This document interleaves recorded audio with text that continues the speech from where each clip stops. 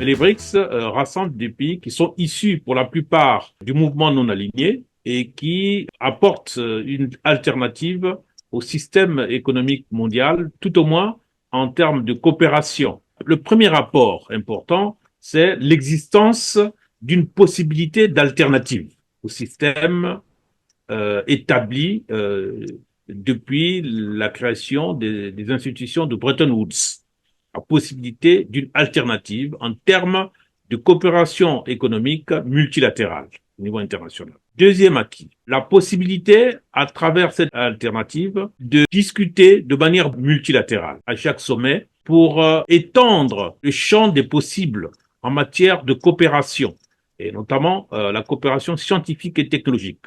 Troisième apport, la création effectivement de la nouvelle banque de développement qui fonctionne maintenant, qui peut apporter dans les domaines qu'elle a choisi de privilégier, notamment donc les infrastructures et l'industrialisation, ce sont deux grands axes prioritaires pour accélérer les processus de développement, pour sortir certains pays de la pauvreté. Alors donc, je crois que depuis qu'on était sorti de la Seconde Guerre mondiale et que le système des Nations Unies a été établi, ainsi que le système de Bretton Woods, c'est la première fois qu'il y a une institution, certes plus ou moins informelle, mais qui permet de dire autre chose que ce que l'on a vu avec un libéralisme qui, après la chute du mur de Berlin, a été relativement triomphant, mais il y a des possibilités d'alternatives avec les BRICS.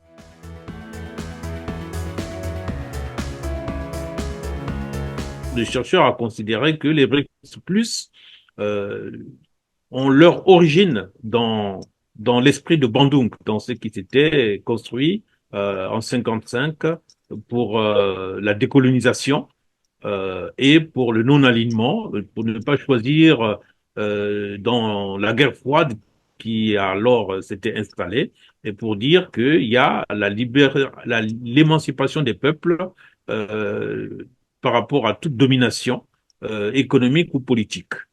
Et les pays du Sud qui ont eu la conscience historique dans la tradition de la conférence de Bandung sont euh, dominants pour le moment dans cette institution, puisque la Chine est dominante mondialement sur le plan économique, c'est la deuxième puissance économique mondiale. La Chine a un poids démographique euh, que l'on sait, l'Inde également a un poids démographique important, et le Brésil est la première économie d'Amérique du Sud, la neuvième ou la dixième mondiale. Euh, Ce sont là des forces, des atouts, des leviers très importants pour euh, ce que pour exister aujourd'hui sur la scène internationale. Donc, il y a le fait que les pays du Sud apportent aujourd'hui euh, une autre voix. Ils peuvent parler et discuter, négocier. Ce sommet qui va se tenir en Russie, on a les observateurs considèrent que le thème c'est sur le renforcement de la coopération multilatérale pour un développement juste et pour la sécurité. C'est normal, il y a de grands conflits de portée internationale. Il faut les régler et trouver le chemin de la paix. Mais il ne faudrait pas que les BRICS oublient les autres conflits. Il faut trouver le moment d'en parler.